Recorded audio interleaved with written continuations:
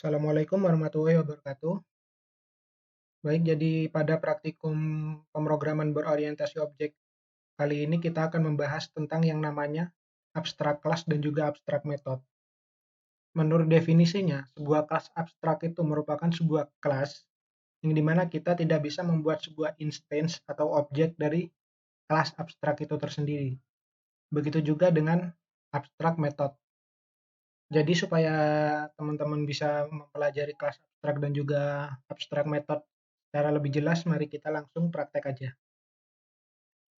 Oke, jadi misal di sini saya akan membuat sebuah kelas baru, misalkan namanya animal. Oke, ini saya split terlebih dahulu biar enak. Oke, kayak gini.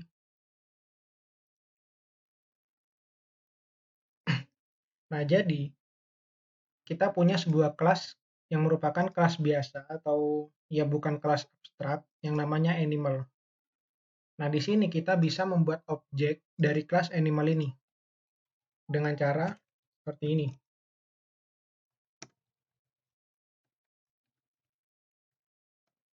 Nah, kita tetap bisa melakukan instansiasi dari sebuah kelas yang bernama animal ini.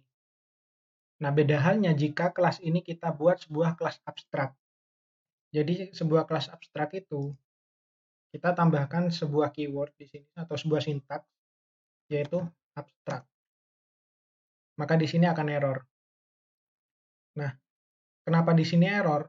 Sesuai yang saya jelaskan barusan, sebuah kelas abstrak itu kita tidak bisa membuat instance atau objek dari kelas itu.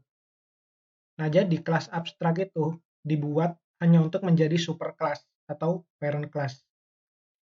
Nah, jadi cara menggunakan kelas abstrak itu misalkan gini, kita punya kelas lagi misalkan kelas cat. Nah, kayak gini. Kelas cat ini dia akan mewarisi sifat dari si kelas animal dengan cara melakukan penurunan kelasnya. Kita extend si animal. Nah, kayak gini bisa. Jadi kelas abstrak itu diciptakan untuk menjadi superclass. Seperti itu. Dan di sini kita akan membuat sebuah objek dari kelas cat. Seperti itu. Nah, dengan begini, setiap properti atau metode yang ada di kelas animal itu bisa kita gunakan di kelas turunannya seperti kelas cat ini. Misalnya di sini hewan itu kan punya nama, misal private string name. Terus ada juga misalkan private favorite food misalkan. Favorit food gitu. Kemudian kita buat sebuah kelas baru. Misalkan namanya chicken. Sama chicken ini kita bisa melakukan pewarisan atau extend ke kelas animal. Seperti ini. Maka secara otomatis karena seperti konsep pewarisan kelas, kita bisa mengakses si property name dan juga favorite food di kelas turunannya, yaitu cat dan chicken. Sebelumnya kita buat setter getternya terlebih dahulu. Seperti ini. Baru di sini kita bisa mengakses si get name, set name, get favorite food, dan juga set favorite food. My cat set name misalkan Kitty. My cat set favorite food misalkan cash. Nah, konsep ini sama seperti turunan kelas, bedanya parent kelasnya itu dia bersifat abstrak, di mana parent kelas ini nggak bisa kita ciptakan instance-nya atau objeknya. Kalau kita paksa dia untuk menciptakan sebuah instance, itu bakal error. Animal. Seperti ini nih bakal error. Nggak bisa dia. Oke. Dan itu adalah abstrak class. Kemudian kita akan membuat sebuah abstrak method. Jadi di sini misalkan kita buat sebuah metode abstrak void, misalkan walk, jalan, seperti itu ya. Nah, kelas abstrak ini kita nggak bisa ngasih body metodenya. Seperti ini tuh nggak bisa.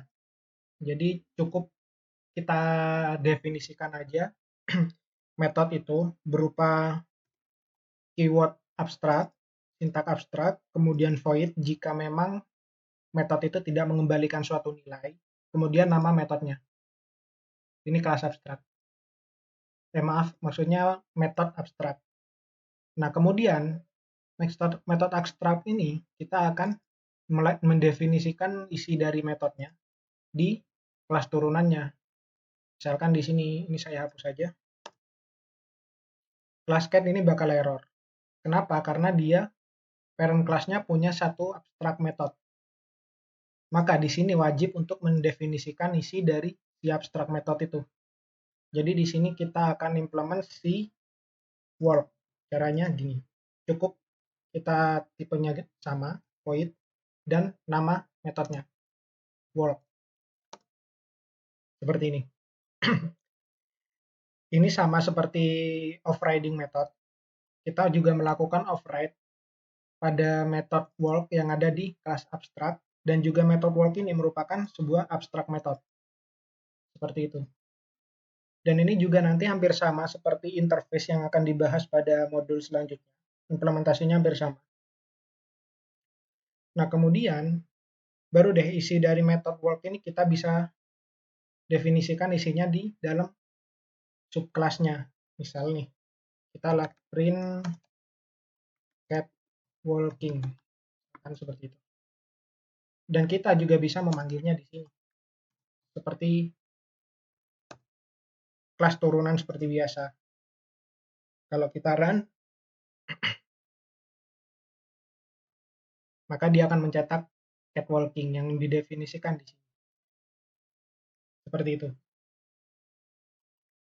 Nah, kemudian alangkah lebih baiknya teman-teman implementasi yang namanya anotasi at override.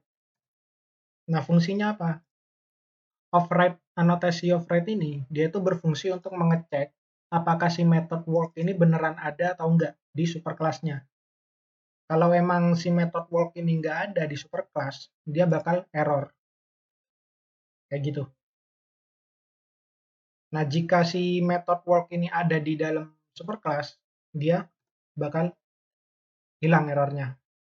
Jadi anotasi at override ini dia tuh bakal ngecek apakah di superclass itu ada atau enggak metode yang dimaksud. Jadi ini untuk mengantisipasi sebuah ini ya, multiple method. Jadi kalau misalkan teman-teman tipe atau apa, itu jadi dikasih tahu sama si anotasi override ini. Seperti itu. Kemudian coba kita bikin kelas lagi yang seperti tadi. Misalkan kelas chicken. Dia akan melakukan extends ke animal. Nah, kalau kita definisikan lagi kelas work-nya di sini, method work-nya, misalkan nih, start chicken working. Dan kalau kita buat si method si kelas chicken ini, kita buat instance-nya di sini. Chicken sama dengan new chicken. Coba kita panggil si method work. Kita run. Dan hasilnya seperti ini. Di mana chicken walking ini itu berasal dari sini. Oke, seperti itu. Jadi pada intinya, sebuah kelas abstrak dan juga sebuah metode abstrak, itu kita sebenarnya nggak tahu isi dari kelas atau metodenya itu seperti apa. Jadi dia itu benar-benar abstrak. Kemudian kita definisikan secara eksplisit maksud dari kelas ini seperti apa di dalam subkelasnya. Yang dimana subkelas itu merupakan sebuah kelas yang mengextend atau mewarisi sifat dari si kelas abstrak. Seperti itu. Oke, saya rasa sudah cukup untuk penjelasan mengenai kelas abstrak dan juga metode abstrak. Semoga bermanfaat. Saya akhiri. Wassalamualaikum warahmatullahi wabarakatuh.